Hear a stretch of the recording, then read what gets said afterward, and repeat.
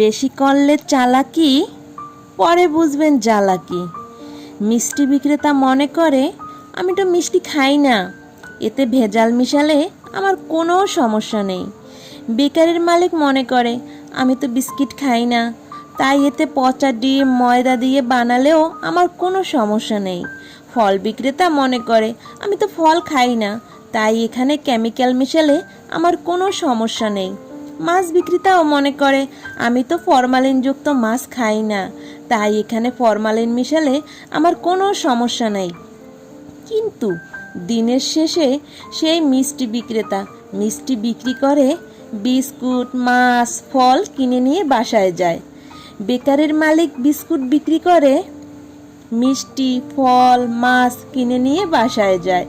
আর ফল বিক্রেতা ফল বিক্রি করে, মিষ্টি মাছ বিস্কিট কিনে নিয়ে বাসায় যায়। আর মাছ বিক্রেতা মাছ বিক্রি করে, মিষ্টি ফল বিস্কুট কিনে নিয়ে বাসায় যায়। সবাই মনে মনে নিজেকে অনেক চালাক ভাবে, লাভ করেছে এটা ভেবে আত্মতৃপ্তির ঢেকুর তোলে। আসলে তারা যে নিজেরাই নিজেদের ক্ষতি করতেছে, তারা সেটা কখনো ভাবতেও পারে না। পরের অনিষ্ট চিন্তা করে যেই জন, নিজের অনিষ্টর বীজ করে সে বপন।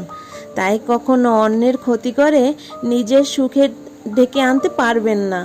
তাই মানুষের ক্ষতি করা থেকে বিরত থাকুন।